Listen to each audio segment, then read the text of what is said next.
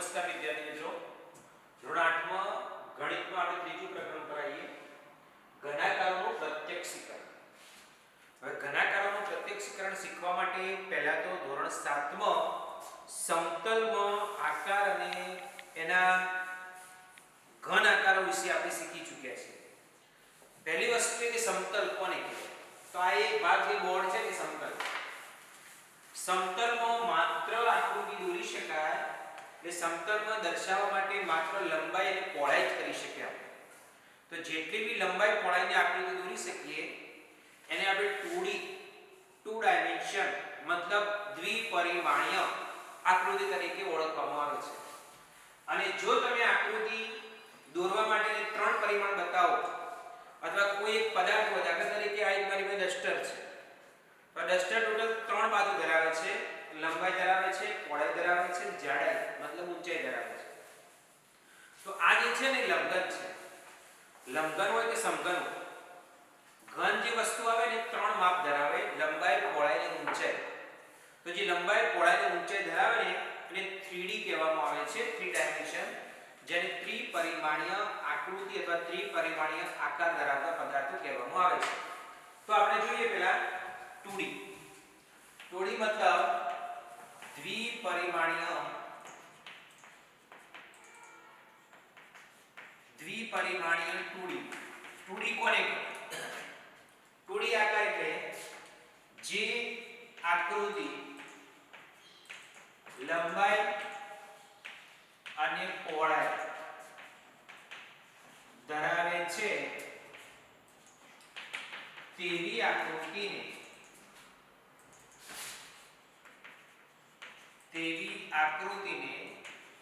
2D આકૃતિઓ કહે છે.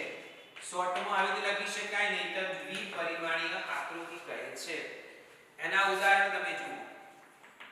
ચોરસ માત્ર લંબાઈ અને લંબાઈ હોય અને દોરી શકાય. પછી લંબચોરસ એ પણ એવી રીતે દોરી શકાય. ત્રિકોણ એ પણ એવી રીતે દોરી શકાય. પછી વર્તુળ, પછી પંચકોણ, ષટકોણ, આ બધી જે આકૃતિ છે એ 2 ડાયમેન્શન ધરાવે છે. મતલબ માત્ર આકૃતિ દોરવા માટે લંબાઈ પહોળાઈની જરૂર પડે અથવા સમતલની જરૂર પડે છે કે સમતલમાં તમે એને દોરી શકો છો. માટે આ બધી આકૃતિને 2D આકૃતિઓ કહેવામાં આવે છે. એના પછી આપણે જોઈએ ત્રિપરિમાણીય, જેને 3D કહેવામાં આવે છે. ત્રિપરિમાણીય તો જે આકૃતિ જે ઘન પદાર્થો લંબાઈ, પહોળાઈ અને જાડાઈ અથવા એને ઊંચાઈ કહેવાય ધરાવે છે તેને 3D કહે છે અથવા 3D ત્રિપરિમાણીય પદાર્થો કહે છે. એનું ઉદાહરણ જોઈએ તો એના ઉદાહરણમાં ઘન આવશે. ઘનનો મતલબ છે સમઘન, જેની લંબાઈ, પહોળાઈ અને ઊંચાઈ સરખી હોય. લંબઘન આવશે, નળાકાર આવશે, પાઇપ જેવો આકાર જે છે તે, શંકુ આવશે, આઈસ્ક્રીમનો કોન તમે જોયો છે, આઈસ્ક્રીમનો કોન. આ બધા જે આકારો છે એ 3D આકારો છે. તમને પૂછાય કે ઘન કેવો પદાર્થ કેવો છે, તો 3D નો આકાર. આઈસ્ક્રીમના કોનનો આકાર ખાલી જગ્યા છે તો 3D. 3D નો મતલબ 3 ડાયમેન્શન, બરાબર? તો આવી રીતે આ આકાર તરીકે આપણે 2D અને 3D વિશે જોયું. હવે એક પ્રવૃત્તિ પર જોઈએ, આકૃતિ દોરી અને એના વિશે જાણીએ કે આકૃતિ કેવી છે અને એ કયું પરિમાણને ધરાવે છે. તો એવી આકૃતિ આપેલી છે કેટલી? નંબર 1. દાખલા તરીકે આવી રીતે આપેલું છે. આને કહેવાય ચોરસ. અને જે ચોરસ છે એ દ્વિપરિમાણીય છે. દ્વિપરિમાણીય મતલબ 2D આકૃતિ છે.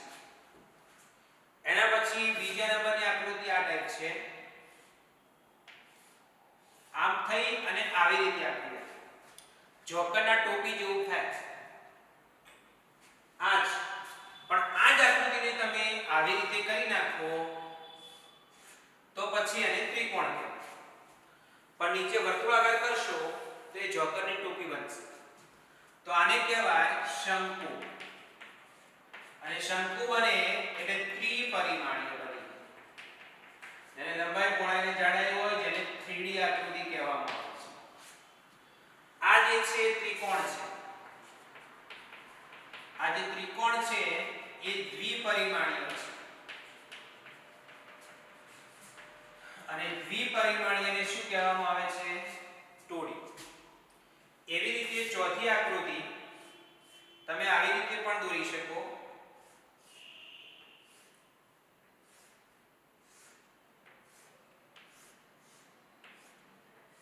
આવી રીતે સમઘન, એની લંબાઈ પહોળાઈ અને ઊંચાઈ સરખી છે.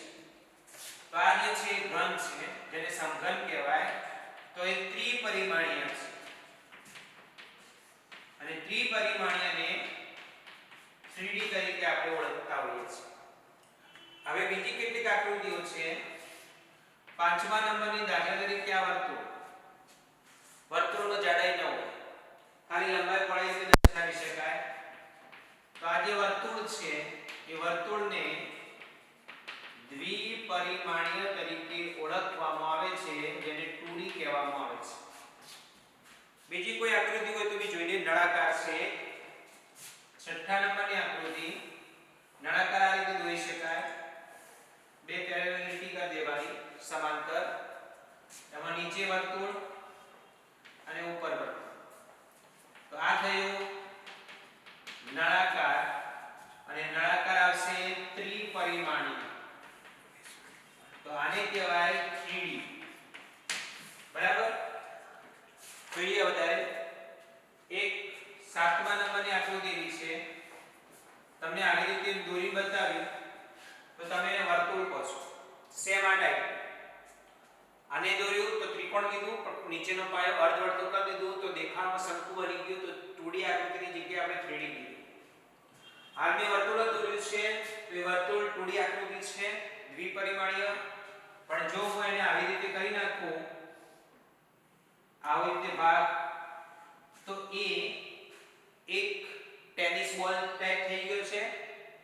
દડો બની ગયો. તો આ થઈ ગયો દડો. તો એ બની જશે ત્રિપરિમાણીય. ત્રિપરિમાણીય.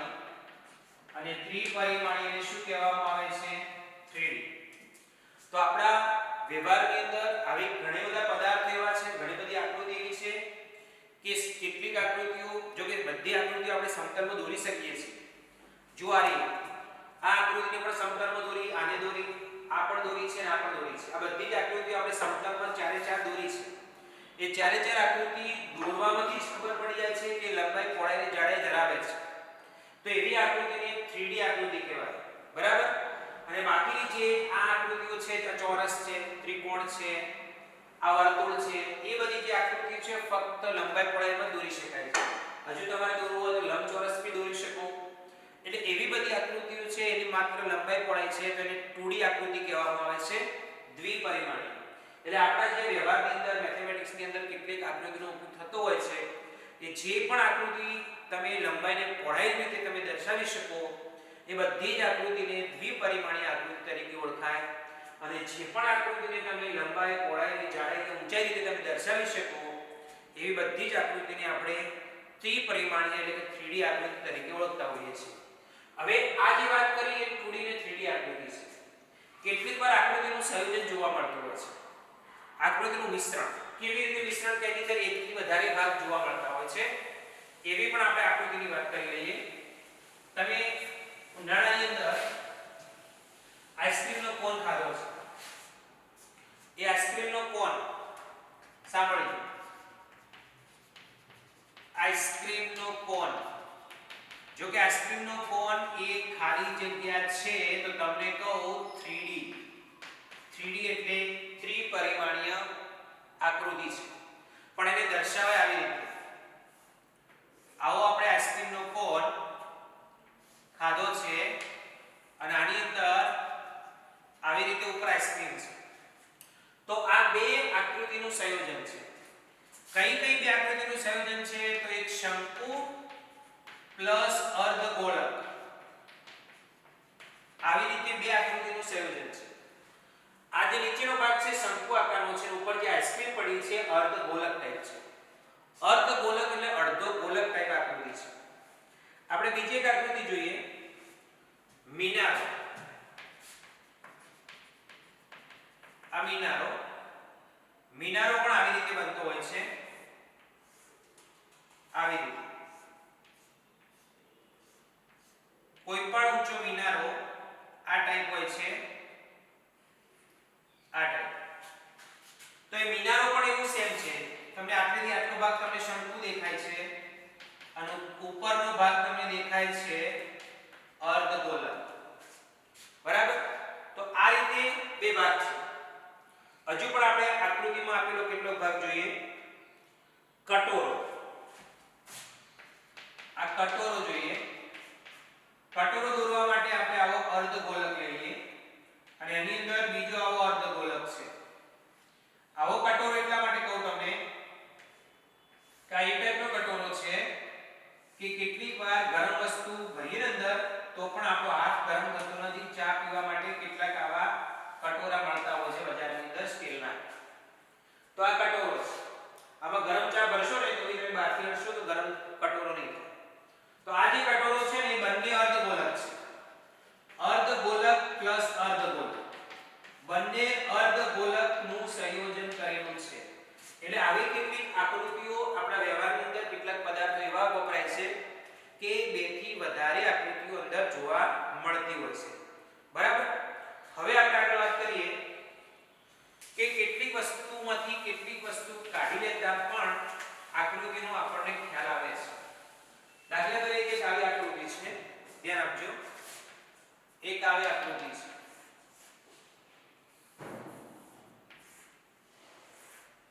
આ એક નળાકાર છે. હું આવી રીતે દોરું તો આ નળાકારની અંદર તમને ખ્યાલ આવી કે શું છે. આ એક નળાકાર લાકડામાંથી આટલો ભાગ મેં કાઢી લીધો. તો નળાકારમાંથી શંકુ કાઢી લીધું છે. આ શંકુને તમે બહાર કાઢેલો છે. આમાં પણ બે આકૃતિ દેખાય છે, એક નળાકાર દેખાય છે અને એક શંકુ દેખાય છે. બરાબર? એટલે આવા ઘણા બધા સંયોજનો એવા છે કે જેમાં એકથી વધારે આકૃતિઓ જોવા મળે છે. બીજો એક વાત કરીએ, ભમરડો. આ ભમરડો આ રીતે હોય છે. આવો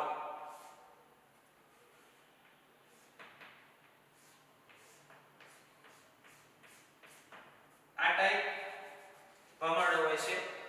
એ ભમરડો તમે જોશો તો પણ એ બે આકૃતિનું સંયોજન છે. એક શંકુ પ્લસ અર્ધગોળક, એના ઉપર અર્ધગોળક દાખલા ટાઈપ હોય છે. તો આવી રીતે ઘણા બધા પદાર્થો અને ઘણી બધી આકૃતિ એવી હોય છે કે જેમાં એકથી વધારે આકૃતિઓ જોવા મળતી હોય છે. હવે આપણે જોઈશું ત્રિપરિમાણીય જે આકૃતિઓ છે એનો દેખાવ કેવો છે. થોડું દેખાવ વિશે વાત કરીએ. ત્રિપરિમાણીય આકૃતિનો દેખાવ.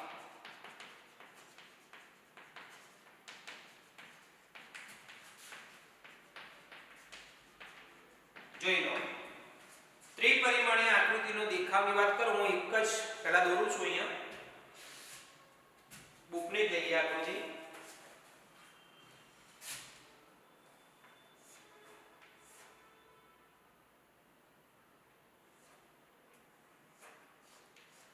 આવો એક ગ્લાસ છે, આ ટાઈપ છે.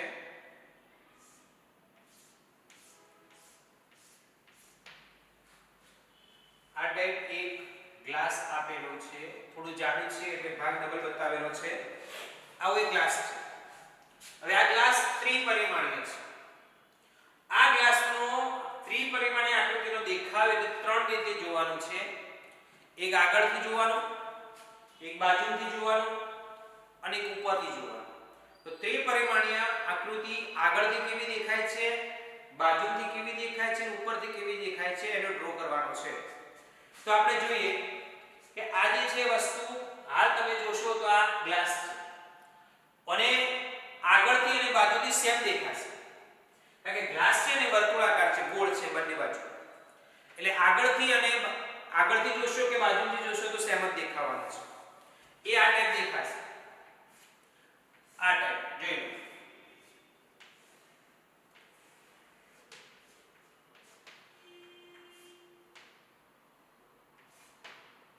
આ ટાઈપ જે છે એટલો જ ભાગ દેખાશે, આગળથી આપણને મેઈન આટલો ભાગ દેખાશે. આ આગળથી અને બાજુથી સેમ જ દેખાશે, પણ ઉપરથી આપણને આ ટાઈપ દેખાશે. તમે ઉપરથી જોશો તો ઉપરથી તમને આ ટાઈપ દેખાશે, આ પેક દેખાશે, કારણ કે આ જાડો ગ્લાસ મેં તમને એટલા જ માટે કીધું હતું કે ઉપરથી જે ગ્લાસ છે ને આ ભાગ જાડો બતાવે છે, તો ઉપરથી આપણને માત્ર આવો દેખાશે. તો હવે આપણે એવી આકૃતિ વિશે જોવાનું છે કે ઉપરથી દેખાવ કેવો છે, બાજુથી દેખાવ કેવો છે અને આગળથી દેખાવ કેવો છે, અને એ ચિત્રો વિશે થોડી વાત કરવાની છે. બરાબર. હજુ પણ તમે જોઈએ, આગળ આપણે એક ચિત્ર દોરીએ, એનો આગળથી, બાજુથી અને ઉપરથી દેખાવ જોઈએ, ખ્યાલ આવી જશે.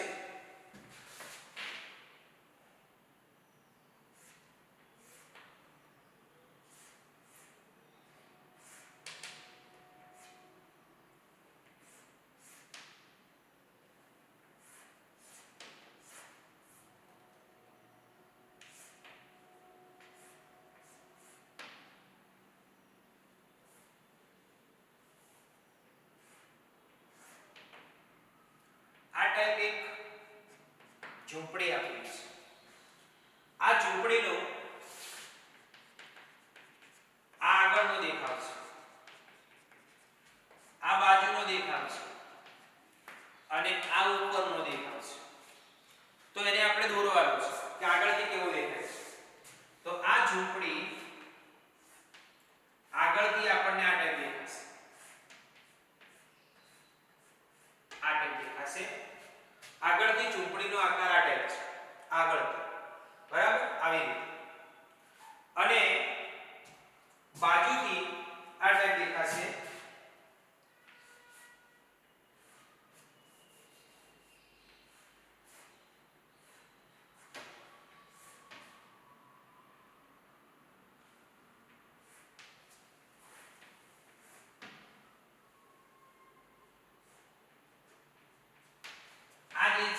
એ બાજુનો દેખાવ છે, આ જે છે એ આગળનો દેખાવ છે. આ ત્રિપરિમાણીય આકૃતિનો દેખાવ આ ટાઈપ હોય છે. અને ઉપરથી તમે જોશો તો ઉપરથી થોડો આ ટાઈપ દેખાય છે, આ ઉપરનો દેખાવ છે. તો ઝૂંપડીને તમે કઈ રીતે જુઓ છો એના પર ડિપેન્ડ છે. આ આખી ઝૂંપડી ત્રિપરિમાણીય છે. ત્રિપરિમાણીય એટલે કે લંબાઈ, પહોળાઈ અને ઊંચાઈ ધરાવતી ઝૂંપડી હોય છે. એ ઝૂંપડીમાં તમે આખી ઝૂંપડી હોય કે કોઈ ઘર હોય તો તમે એનો દેખાવ પ્રમાણે એનું ચિત્ર દોરી શકો છો, પણ તમે જુઓ છો કે આ વસ્તુ મહત્વની છે.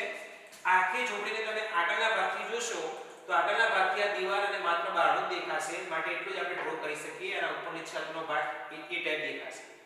બાજુથી જોશો તો ઉપરના છતનો ભાગ દેખાશે, એક બાજુનો બારી દેખાશે અને એક જ દીવાલ દેખાશે, તો એ બાજુની આકૃતિ છે. અને ઉપરથી જોશો તો તમને માત્ર ઉપરની છત જ દેખાશે, કોઈ દીવાલ, બારી કે બારણા નહીં દેખાય. તો ઉપરથી જોશો તો તમને આ ટાઈપ દેખાશે. તો એનો મતલબ એમ છે કે કોઈ પણ તમે ત્રિપરિમાણીય આકૃતિને આ દેખાવ પ્રમાણે અને આ આપેલું હોય તો તમે લખી પણ શકો કે આગળથી દેખાય છે કે બાજુથી દેખાય છે કે ઉપરથી દેખાય છે. એ પ્રમાણે આપણે હવે સ્વાધ્યાય 10.1 જોઈશું. જો હવે સ્વાધ્યાય 10.1, આ 10.1 ની અંદર આ પહેલો દાખલો છે, આ બીજો છે અને આ ત્રીજો છે. આ ત્રણે ત્રણ જે એક્ઝામ્પલ આપેલા છે એ ત્રણે ત્રણ એક્ઝામ્પલની અંદર માત્ર 3D આકૃતિઓ જ છે. અને 3D આકૃતિઓનો દેખાવ કેવો છે એ બાજુનો, આ પહેલા દાખલામાં બાજુનો અને ઉપરનો દેખાવ જ લેવાનો છે આપણે, બરાબર. બાજુનો, આગળનો દેખાવનો કોઈ પ્રશ્ન નથી, કારણ કે સેમ આકૃતિઓ છે માટે, બરાબર. તો જોઈએ, જો પહેલું એક ઉદાહરણ આપેલું છે, આ વસ્તુ છે જેને કે બોટલનો બાજુનો દેખાવ આ ટાઈપ છે અને ઉપરથી માત્ર ઢાંકણું અને આ ગોળ ભાગ આ ટાઈપ દેખાય છે. બીજા નંબરમાં છે વજનિયું. હવે વજનિયાથી કઈ રીતે ખબર પડે કે બાજુનો દેખાવ કેવો હશે? તો વજનીઓ તમે હોય સાઈડમાંથી જોશો ને તો એનો 1 ભાગ 2 ભાગ અને 3 ભાગ દેખાશે. તો એ 3 ભાગ આ રહ્યો જુઓ. એટલે વજનીયનો બાજુનો દેખાવ આ છે. ઉપરનો દેખાવ ઉપર લખેલું જ છે 5 kg, એટલે કોઈ પ્રશ્ન નથી. ઉપરથી જોશો તો 5 kg વાળો ભાગ તમને અહીંયા લાસ્ટમાં દેખાશે. જુઓ આ રહ્યો 5 kg. તો આ વજનીયાનો બાજુનો દેખાવ અહીંયા આવશે અને અહીંયા પછી આવશે લાસ્ટમાં અહીંયા આવશે. બરાબર. ત્યાર પછી આ બોટલ. હવે બોટલ છે અને આ થર્મોસ છે. બોટલ અને થર્મોસને સીધી રીતે ઓળખવા માટે આપણને સૌથી વધારે મદદરૂપ થાય ને તો આ દોરી. તો આ થર્મોસ છે. થર્મોસનો બાજુનો દેખાવ આ રહ્યો જુઓ. આ થર્મોસ બી છે, કમ્પ્લીટ એ ટાઈપ છે ને આ દોરી પણ દેખાય છે. તો આ બાજુનો દેખાવ. ઉપરનો દેખાવ માત્ર ગોળાકાર જ હશે, પણ એ દોરીના કારણે આપણને તરત ખ્યાલ આવી જશે. તો આ ઉપરનો દેખાવ છે. આ માત્ર ગોળાકાર અને આ થર્મોસની દોરી છે. બરાબર. ત્યાર પછી આપણે વાત કરી કપ રકાબી. તો આ કપ રકાબી છે. કપ રકાબી તમે સાઈડમાંથી જોશો તો તમને કેવી દેખાશે? સ્વાભાવિક છે કે કપ રકાબી આપણે તરત ઓળખી શકીએ. અને આપણે કોઈ ગમે ત્યારે ડ્રોઈંગ પિક્ચર દોરવાનું કહે ને તો આપણે સાઈડ દેખાવ પ્રમાણે દોરતા હોઈએ છીએ. તો કપ રકાબી એટલે એક અર્ધવર્તુળકાર અને ઉપર એક કપ અને આ એનો પકડવાનું હેન્ડલ કપનું. તો કપ રકાબી આ રહી જુઓ, સાઈડમાં દેખાવ. બાજુમાંથી જોશો તો તમને આ પ્રમાણે દેખાશે અને ઉપરથી જોશો તો તમને સતત 2 વર્તુળાકાર ભાગ દેખાશે. એક વર્તુળાકાર ભાગ તમને દેખાશે કપનો અને બીજો દેખાશે રકાબીનો. અને પણ આ હેન્ડલને લીધે તમે તરત એને પકડી શકો છો. તો આ જે છે બાજુ દેખાવ છે અને આ જે છે ઉપરનો દેખાવ છે. તો આ રીતે તમે એને ઉપરથી આ પ્રમાણે તમને ફક્ત એવું કે ઉપરના દેખાવનો ડ્રો કરો તો તમે આ રીતે જ માત્ર દોરી શકો. હવે આ છે ડબ્બો. તેલ ભરવાનો ડબ્બો છે. એ ડબ્બાના બાજુથી દેખાવમાં માત્ર આટલો એક જ ભાગ આવશે. બરાબર. તો આ બાજુનો દેખાવ લે જુઓ. અને ઉપરથી જોશો તો ચોરસની અંદર ઢાંકણું બતાવવું પડશે. ઢાંકણું વચ્ચે દોરો કે સાઈડમાં એ વસ્તુવાળો ભાગ આ રહ્યો લાસ્ટ પહેલો જ. તો આ રીતે આ જે 3D આકૃતિઓ છે એ 3D આકૃતિનો આ બાજુ દેખાવ છે અને આ રહ્યો ઉપરનો દેખાવ છે, જે સહેલાઈથી આપણે ઓળખી શકતા હોઈએ છીએ. હવે આપણે દાખલા નંબર 2 ની અંદર જોઈએ.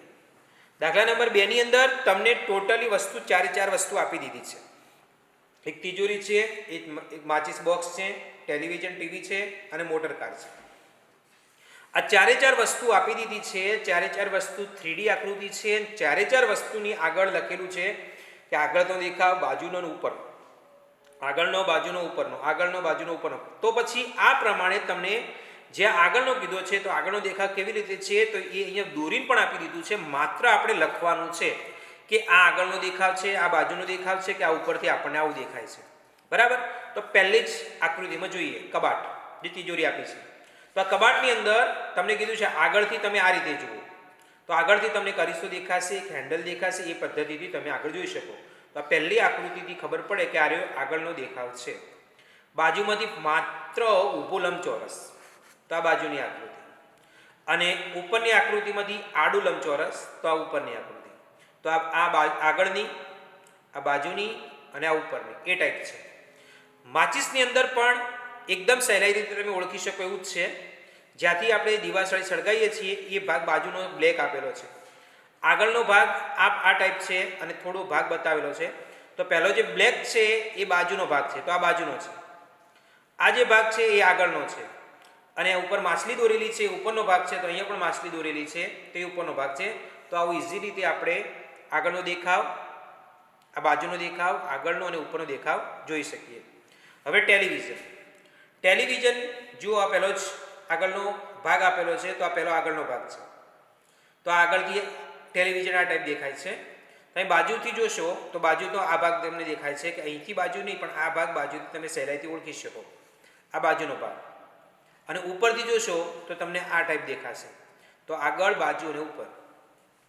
હવે મોટર ગાડી આગળથી કેવી દેખાય તો હેડલાઇટની લીધે આપણે તરત ઓળખી શકીએ. ગાડીને તો આપણે સહેલાઈથી ઓળખી શકીએ છીએ કે આ આવતી ગાડી છે તો આગળથી આવી દેખાય. આ બાજુમાં ઊભા જતી હોય ગાડી ત્યારે આપણને આ ટાઈપ દેખાય. તો આગળ, બાજુ અને આ ઉપરથી જોયેલી ગાડી છે તો આગળ, બાજુ અને ઉપરનો દેખાવ છે. હવે આ બધું એકદમ ઇઝી હતું, ખ્યાલ આવી જાય. પણ આમાં થોડું વિચારવું પડે એ ટાઈપ છે કે આગળથી કેવું દેખાય, બાજુથી કેવું દેખાય ને ઉપરથી કેવું દેખાય. આ ત્રીજી આકૃતિ પણ એ જ ટાઈપની છે. આપણે લખવાનું છે કે આગળ, બાજુ ને ઉપર. જો ધ્યાન આપજો, આ પણ એક પ્રકારના ઘન આકારો એને ગોઠવીને બનાવેલા ચિત્રો છે. એટલે 3 પરિમાણીય આકાર છે. અહીંયા પહેલાં તો વાત કરી લો ઉપર. તમે ઉપરથી જોશો તો 1, 2 અને 3 ભાગ દેખાશે. તો 1 2 ને જે 3 ભાગ છે ને એટલે આ ઉપરનો ભાગ છે, બાજુમાં 2 અને આગળથી 2, તો એનો મતલબ કે આને ઓને આગળ લખો તો અને બાજુ લખો, અને બાજુ લખો તો આને આગળ લખી શકો તમે. આ રીતે તમે ગમે તે રીતે આકાર આપી શકો, કારણ કે સેમ ભાગ છે એટલે આ ફાઇનલ ઉપરનો, આ આગળનો લખશો તો તમારે આ બાજુ લખવી પડશે. સેમ એવી રીતે અહીંયા તમે જુઓ. હવે અહીંયા રીતે તમે જોશો ને ત્યારે ખબર પડી જશે. તમે આગળથી જોશો તો આ 1 ભાગ 2 ભાગ અને 3 ભાગ દેખાશે. બાજુથી જોશો તો આખી લાઈન જે છે એક જ વાર દેખાશે અને આ અડધી લાઈન દેખાશે, એટલે બાજુમાંથી 2 ભાગ દેખાશે. અને ઉપરથી જોશો તો 1 2 3 અને 4 ભાગ દેખાશે. એટલે આમાં આખું અલગ જ છે. આગળથી 3 ભાગ દેખાશે, બાજુમાંથી 2 દેખાશે અને ઉપરથી 4 દેખાશે. તો જુઓ, આગળથી 3 ભાગ એટલે આ 3 ભાગવાળો ભાગ આગળનો છે, બાજુમાંથી 2 ભાગ તો આ બાજુવાળો ભાગ છે, અને ઉપરથી આ એલ આકારે જે ભાગ છે એ 4 ભાગ તો આ ઉપરનો ભાગ છે. એવી રીતે ત્રીજી આકૃતિ તમે બાજુથી જોશો તો આ 1 ભાગ 2 ભાગ અને 3 દેખાશે.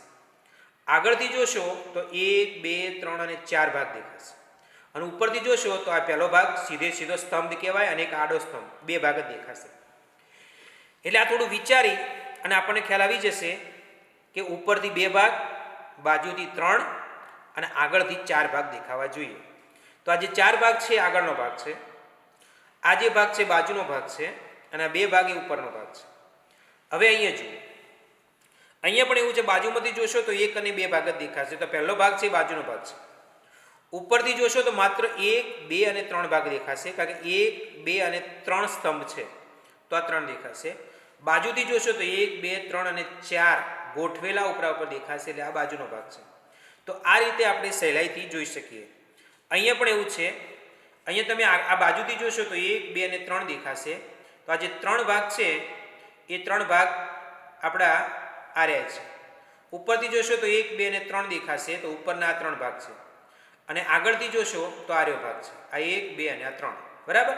તો આ રીતે તમે જે ત્રિપરિમાણીય આકૃતિ આપેલી છે, આ ત્રિપરિમાણીય આકૃતિનો આગળનો, બાજુનો અને ઉપરનો ભાગ સહેલાઈથી ઓળખી શકો. પણ થોડું ધ્યાન રાખી અને એના ઘન ગણી લો અને એના ભાગો ગણી લો તો તમે સહેલાઈથી એ લખી શકો છો કે ઉપરનો ભાગ છે, બાજુનો ભાગ છે કે આગળનો ભાગ છે. ત્યાર પછી જે ચોથા નંબરનો દાખલો છે, આ ચોથા નંબરના દાખલામાં આવી કેટલીક આકૃતિઓ આપેલી છે, અને આ આકૃતિનો આપણે જાતે દોરવાનું છે કે કેવી દેખાય છે. તો આપણે હવે આ દાખલા નંબર 4ની આકૃતિઓ બોર્ડ ઉપર જોઈએ. ચલો, દાખલા નંબર 4માં પહેલો છે સૈનિકનો તંબુ. સૈનિકનો તંબુ, આ સૈનિકનો તંબુ આ રીતે દોરેલો છે જ.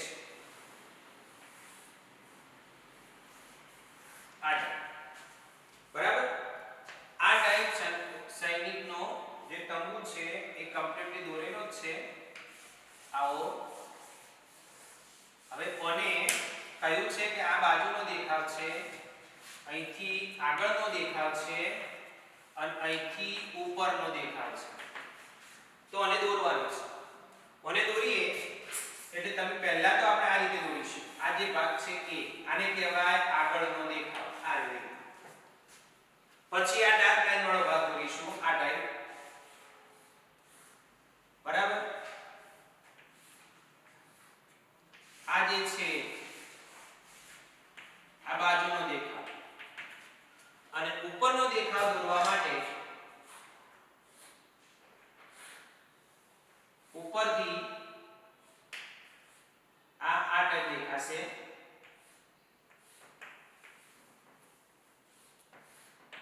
આ રે ઉપરનો ભાગ,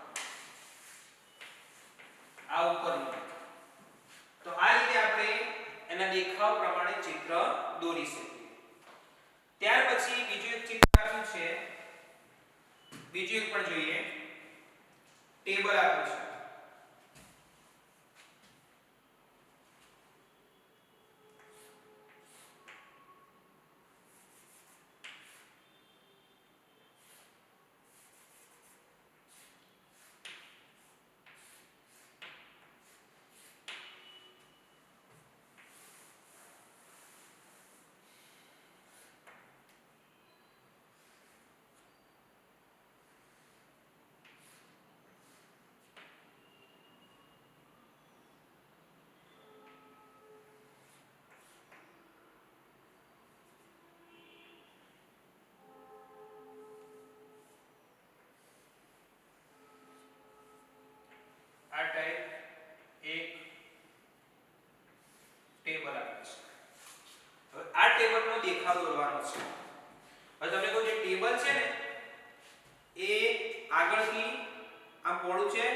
લંબાઈ લાંબી છે, પહોળાઈ ઓછી છે. તો આગળથી આપણને આ ટાઈપ દેખાશે. આગળથી જોશો ત્યારે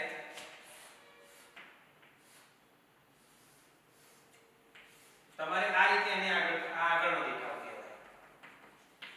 આગળ બાજુનો સેમ આવશે પણ ખાલી ફરક કેટલો હશે તમે જોઈ લો. જે આ ભાગ છે ને એ ટૂંકો બતાવવાનો, આના કરતા આ ભાગ કરતા આ ભાગ ટૂંકો બતાવવાનો. તો આ કેવો દેખાવ થયો? બાજુ. અને ટેબલ છે એટલે સ્વાભાવિક છે કે ઉપરનો ભાગ કેવો હશે? લંબચોરસ. આ ઉપરનો દેખાવ છે.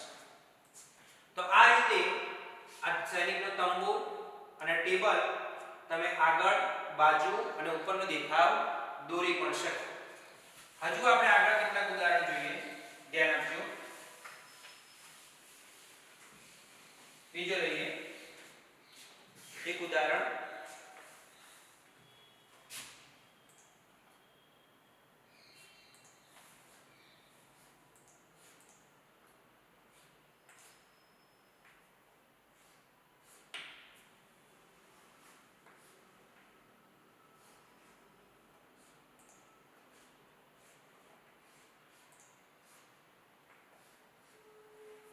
આ ટાઈપ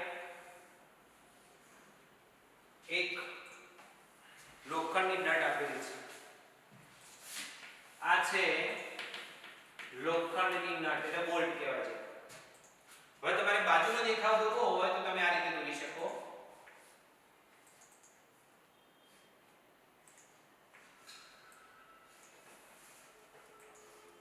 આ ટાઈપ આ દેખાવ જે છે એ બાજુનો દેખાવ.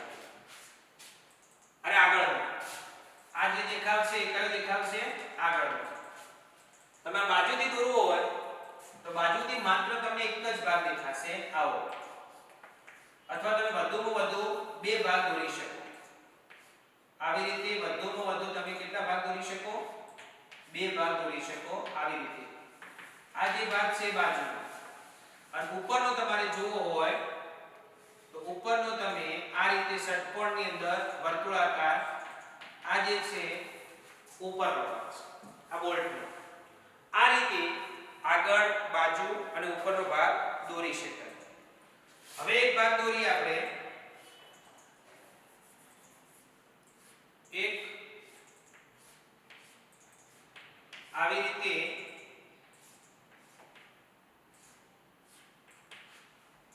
એક આ આપ્યું છે પાસો. આ પાસો આપેલો છે અને પાસાની અંદર અહીંયા બે રાઉન્ડ છે, અહીંયા સિંગલ છે અને અહીંયા આવા ત્રણ છે. તો તમારે આ પાસાને આગળથી જોવો હોય તો તમે આવી રીતે જ આગળથી તમે ત્રણ ભાગ કરી અને ત્રણ દોરી શકો. આ આગળનો ભાગ છે. એવી જ રીતે તમે દોરી અને એક કરશો તો એ બાજુનો ભાગ થઈ જશે. કારણ કે તમે ટપકા દેખાય એ પ્રમાણે તમારે દોરવું પડે. અને ઉપરથી પણ તમે જોશો તો ઉપરથી તમે બે ટપકા કરશો તો એ જે ભાગ છે એ ઉપરનો ભાગ છે. તો કહેવાનો મતલબ એમ છે કે આ રીતે આગળ, બાજુ અને ઉપરના ભાગની આકૃતિ આપણે દોરી શકીએ છીએ. બરાબર. હજુ પણ આપણે જોઈએ પેન્સિલ છે, છોલ્યા વગરની પેન્સિલ. એનો પણ દેખાવ જોઈએ. છોલ્યા વગરની પેન્સિલ ષટકોણ આકાર હોય આપણને ખ્યાલ છે.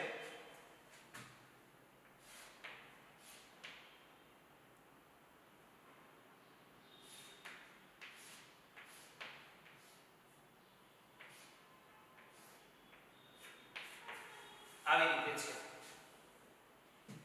વચ્ચે કાળો ભાગ છે. આ એક પ્રકારની પેન્સિલ દોરીને તો એનો આગળની ભાગ જોવો હોય તો એમાં આ જે ભાગ છે એ આગળનો છે. બાજુથી જોવો હોય તો બાજુથી આપણને આ ટાઈપ દેખાશે. આ ટાઈપ આ ભાગ છે એ બાજુનો ભાગ છે. અને ઉપરથી જોશો તો ઉપરથી